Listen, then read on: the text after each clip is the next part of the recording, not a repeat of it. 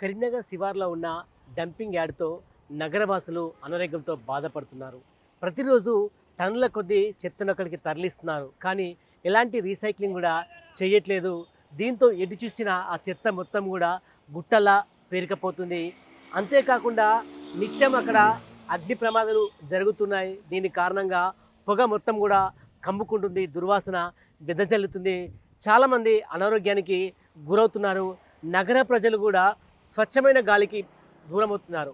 ముఖ్యంగా కట్టరాంపూర్, కోతిరాంపూర్, అలకాపురి, రామచంద్రపూర్ కాలనీ, భగత్ నగర్ లాంటి ప్రాంతాలకు మాత్రము రోజు ఉదయం పూట బయటికి రావాలంటే జనం భయపడుతున్నారు. ఇప్పటికీ డంప్ యార్డును వేరే ప్రాంతానికి తరలిస్తామని చాలామంది నేతలు హామీ ఇచ్చారు, కానీ ఆ హామీ మాత్రము అమలు కావట్లేదు. అంతేకాకుండా ఈ డంప్ యార్డు మానేరు వాగు సమీపంలో ఉన్న కారణంగా ఆ చెత్త మొత్తం కూడా మానేరు వాగులో పడుతుంది. దీంతో తాగునీరు కూడా కలుషితమవుతుంది. అంటే మానేరు వాగు నుంచి ఎవరైతే తాగునీరు సరఫరా అవుతుందో అక్కడంతా కూడా కలుషితమవుతుంది. అంటే నిత్యం కూడా డంప్ యార్డ్తో దుర్వాసన వస్తుంది, అంతేకాకుండా పొగ వస్తుంది.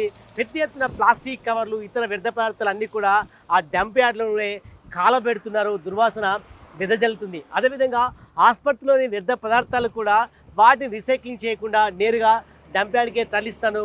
దీని కారణంగా అక్కడ కాటన్ గతంలోనే బయటపడ్డది. ఇటువంటి వాటి కారణంగా కాలుష్యం మరింత ఎక్కువై ప్రజల ప్రాణాలకే ప్రమాదం ఏర్పడే అవకాశాలు కనబడుతున్నాయి. అదేవిధంగా స్థానికులు కూడా ఆందోళన కార్యక్రమాలు నిర్వహించారు. ఎందుకంటే చాలామంది శ్వాసకోశ సంబంధ వ్యాధితో బాధపడుతున్నారు, ఆసుపత్రి పాలవుతున్నారు. కానీ ఎప్పుడైతే స్థానికులు ఆందోళన కార్యక్రమాలు నిర్వహిస్తారో అప్పుడు అధికారులు అక్కడికి వెళ్తున్నారు, చూస్తున్నారు, తర్వాత చేతులు దులుపుకుంటున్నారు, ఏమీ పని చేయకుండా మౌనంగా ఉంటున్నారు. అంటే గతంలోనే ఒక మిషన్ని ఏర్పాటు చేశారు. దాని కాస్ట్ సుమారుగా 8 కోట్ల వరకు ఉంది. 8 కోట్లకు సంబంధించిన మిషన్ ఇప్పటికీ మూలకు పడింది. అంటే చెత్తను ఏమాత్రం రీసైక్లింగ్ కూడా చేయట్లేదు. ఏ విధంగా తీసుకొచ్చి చెత్తను అదేవిధంగా అక్కడ వేస్తున్నారు. దీని కారణంగా ఒక రకంగా చెప్పాలంటే కనీసం ఒక 100 మీటర్ల వరకు హైట్లో కనబడుతుంది.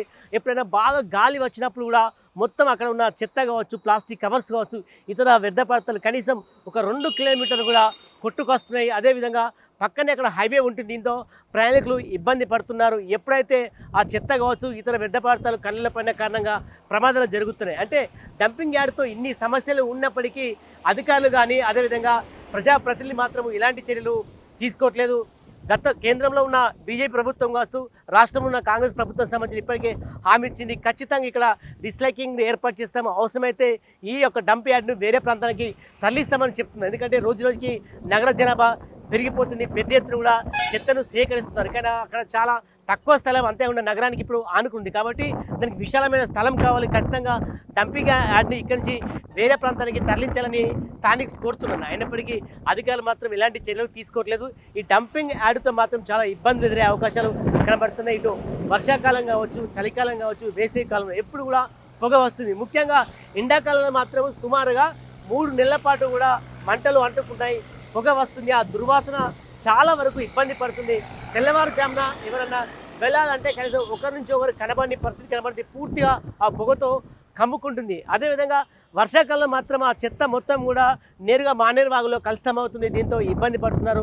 చలికాలంలో మాత్రం వైపు మంచు, మరోవైపు పొగ, ఈ 2 కారణం కూడా మొత్తం కూడా బయటికి రాని పరిస్థితి జనమైతే కనబడుతుంది. గతంలో కూడా కట్టరాంపూర్ అదేవిధంగా కోతిరాంపూర్ జనాలు బయటకు వచ్చారు, రోడ్డు ఎక్కారు, మహిళలు కూడా ఆందోళన కార్యక్రమాలు నిర్వహించారు. అంటే ఒక క్షణం కూడా డోర్ తీస్తే మాత్రం దుర్వాసన వస్తుంది, కనీసం కడుపు నిండా అన్నం కూడా తినట్లేదు దుర్వాసన కారణంగా చెప్పి స్థానికులు ఆవేదన వ్యక్తం చేశారు. మొత్తానికి కరీంనగర్ శివార్లో ఉన్న డంపింగ్ యార్డు కారణంగా జనమైతే ఇబ్బంది పడుతున్నారు, అనారోగ్యం పాలవుతున్నారు, ఆసుపత్రి పాలవుతున్నారు. ఇప్పటికైనా ప్రభుత్వం స్పందించాలి, ఖచ్చితంగా ఇక్కడి నుంచి డంప్ యార్డ్ని తొలగించాలని కూడా నగరవాసులు డిమాండ్ చేస్తున్నారు.